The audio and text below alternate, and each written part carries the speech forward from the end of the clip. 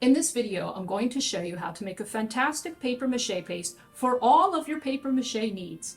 It's a great paste. It's easy to make. The ingredients are pretty easy to find, I hope. And you can store it for a couple of weeks. Actually, a couple of months is possible. Wouldn't recommend. Has been done, but the best thing about this papier-mâché recipe is that the results are tip-top.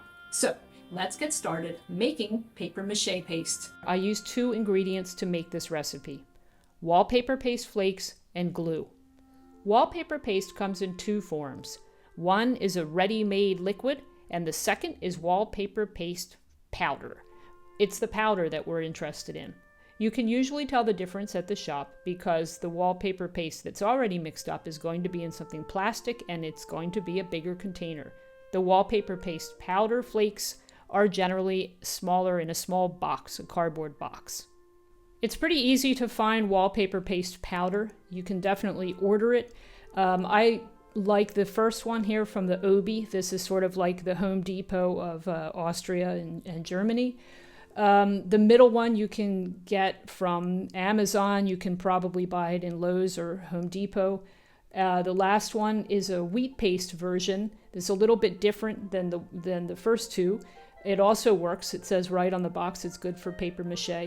The second ingredient you're going to need is regular glue, just like a regular white glue or a clear glue, but it has to be a little bit thick. This one says Express on it. It doesn't have to be a fast glue. It can just be a normal glue, but not something that's too watered down. So what you want to do is find a container that's not too big that it's cumbersome, but big enough that you can put your fingers in it when you're working with the paste. Preferably something with a lid, and I like glass because it's easy to clean. So here we'll start with just a little bit of powder. Every brand is slightly different, so start with a little bit so that you see how it reacts. Also, it usually makes a lot more than you think it's going to make. And you add a little bit of warm water.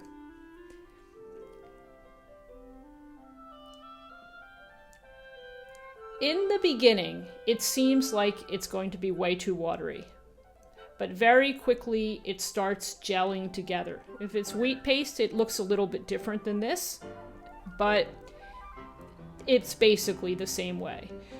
And what I'm trying to show you in this video is about how thick you want to get it. So this is a little bit too thick, and we're still going to have particles. It takes a while for the particles to really dissolve. So we're going to add a little bit more water. We're going to go bit by bit adding the water.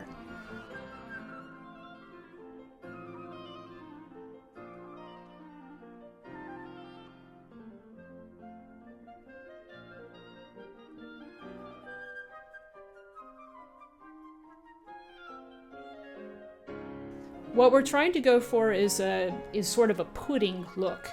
And if there's still particles inside, then the best thing to do after you get your pudding consistency is to set it aside for a little bit and wait. And after about a half an hour, you will find that all of your little flakes have dissolved into the pudding. Coming back from our coffee break, we should find that all of the powder has dissolved into our paste. Now we have this pudding-like consistency that's rather thick. This is transparent. If you use wheat paste, it probably will not be transparent.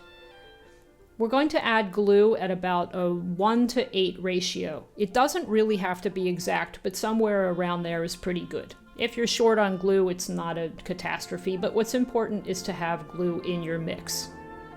What we're going for is a pretty fat, thick pudding for the first layer. Depending what you're putting your paper onto, it's a lot easier to use a fatter paste for the first layer. Moving on to the next layers, you'll probably want to thin out your paste. I don't soak my paper in water before putting it into the paste. I make the paste rather a little bit more liquidy because I think it's easier to work with.